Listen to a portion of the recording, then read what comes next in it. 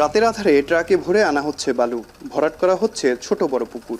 অনুমতি ছাড়া পুকুর ভরাটে নিষেধাজ্ঞা থাকলেও বরিশালে অবাধেই চলছে এই কর্মযজ্ঞ। নগরীর কাউনিয়ার মনসাবাড়ি এলাকায় প্রায় 25% পুকুর।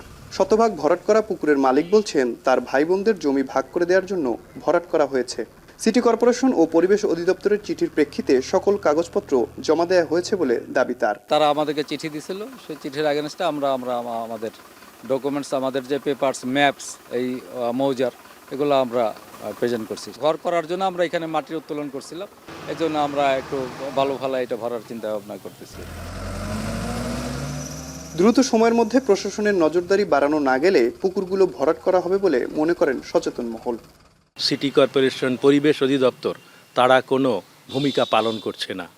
তাদেরকে বৃদ্ধাঙ্গুলি প্রদর্শন করে কিংবা কখনো কখনো তাদের যোগসাজশে এগুলো ভরাট করা হচ্ছে। আমরা এর প্রতিকার চাই। সিটি কর্পোরেশন বলছে অনুমোদন ছাড়া পুকুর ভরাটের খবর পেলে কাজ বন্ধ করে আইনানুগ ব্যবস্থা নেওয়া হচ্ছে। অথচ পুকুর ভরাটে বালু আনার কাজে ব্যবহৃত হচ্ছে খোদ সিটি কর্পোরেশনের ট্রাক। পুকুর ভরাট যেহেতু নিষেধ, শ্রেণী পরিবর্তন যেহেতু হয়নি, কাজে পুকুর ভরাট করার সুযোগ নেই। সেই হিসেবে তারা হয়তো রাতের গোপনে ভরতে পারে। পরে আমরা দেখার পরে তাদের বিরুদ্ধে আমাদের পক্ষ থেকে যতটুকু সম্ভব আইনগত ব্যবস্থা নিয়ে, এটা জেলা প্রশাসনের মধ্যে, তারপর পরিবেশ বিভাগ আছে, পরিবেশ আইন অনুযায়ী তারা ব্যবস্থা নেয়। পরিবেশ আইন 2000 অনুযায়ী পুকুর জলাশয় ভরাট দণ্ডনীয় অপরাধ। ব্যক্তিগত পুকুর ভরাট করতেও পরিবেশ অধিদপ্তরের অনুমতি লাগে। কাগজপত্রে গরমিল পাওয়া গেলে ভরাটকারীদের বিরুদ্ধে আইনানুগ ব্যবস্থা নেওয়া হচ্ছে বলে জানান এই কর্মকর্তা।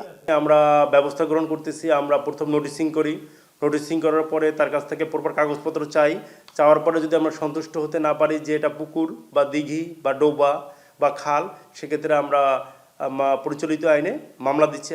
2010 সালের তথ্য অনুযায়ী বরিশাল নগরীতে 436টি পুকুর থাকার কথা, তবে নেই 200টিও।